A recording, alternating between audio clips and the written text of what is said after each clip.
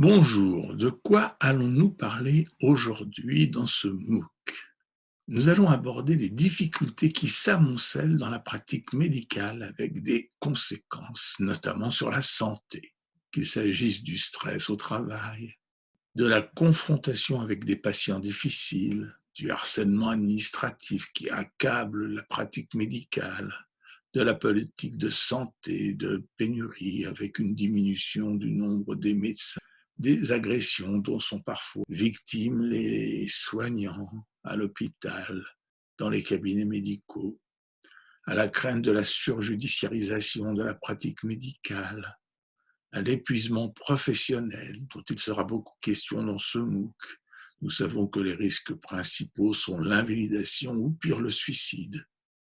Nous aborderons aussi, puisque nous n'en parlerons plus dans ce MOOC, le traumatisme vicariant ou traumatisme secondaire qui est assez peu connu.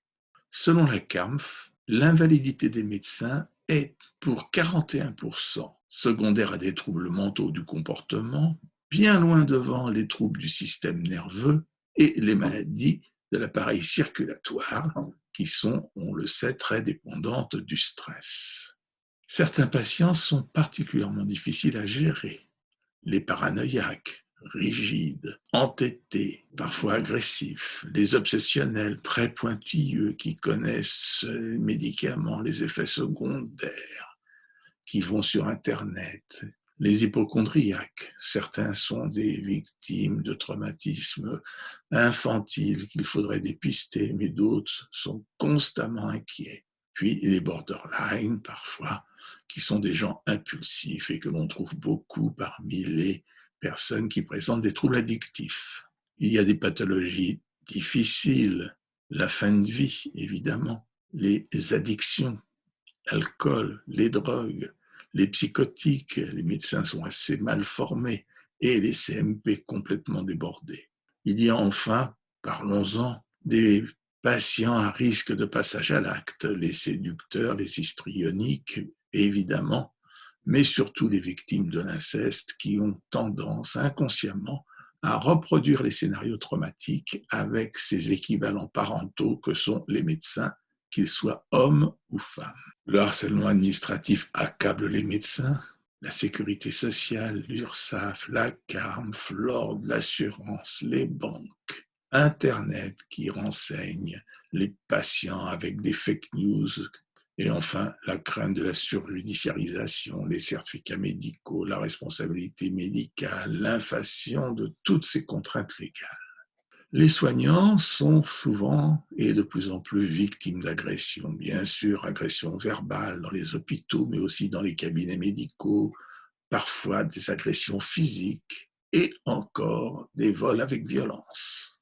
Ceci sera traité dans le MOOC. Venons-en au traumatisme secondaire ou vicariant. Bon, il touche les intervenants évidemment médicaux, sociaux, judiciaires, parfois les journalistes qui sont confrontés à des adultes et à des enfants qui sont victimes d'agressions. Les intervenants les plus spécialisés risquent de mettre en péril leurs compétences professionnelles et leur santé physique et psychologique. C'est ce qu'on appelle le traumatisme vicariant. Certains professionnels risquent de décompenser des troubles qu'ils ont vécus dans l'enfance, des traumatismes personnels. Comprenez bien que s'il y a 4 millions de victimes de l'inceste, il y en a un certain nombre parmi les médecins. Les troubles les plus fréquents sont des états dissociatifs, des troubles de stress subsyndromiques et des perturbations des croyances fondamentales contaminées par le vécu des patients. Une formation spécifique serait nécessaire, mais reconnaissez qu'on parle assez peu du traumatisme vicariant. Cette échelle que vous voyez sur ce slide est une échelle pour évaluer le traumatisme vicariant. On y voit les troubles et c'est un peu pour ça que je vous la montre. Je me suis senti indifférent, ce n'est pas habituellement mon cas. Dès que je pense à mon travail avec les patients, mon cœur se mettait à battre vite.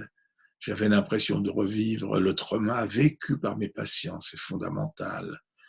J'avais des difficultés à dormir, je me sens découragé. Le souvenir d'entretien avec des patients me dérange. J'ai de moins en moins d'intérêt à partager avec les autres. Je me sens nerveux, beaucoup moins actif. Je pense à mon travail avec les patients, alors que vraiment, je voudrais oublier mon travail de temps en temps. J'ai du mal à me concentrer. J'évite des personnes, des lieux ou des choses qui me font penser à mon travail. J'ai eu des rêves dérangeants. J'ai envie d'éviter de travailler avec certains patients. J'ai été facilement irritable. Je m'attendais à ce que quelque chose de mal m'arrive personnellement. J'ai noté des trous de mémoire dans mes séances avec les patients. Des troubles qui ressemblent aux troubles de stress post-traumatique avec un fond dépressif. Toutes ces difficultés, nous allons essayer de les traiter en commençant, vous le verrez, par les agressions, puis nous insisterons sur l'importance de la médecine légale pour éviter d'être confronté à des ennuis disciplinaires ou judiciaires. Je vous remercie.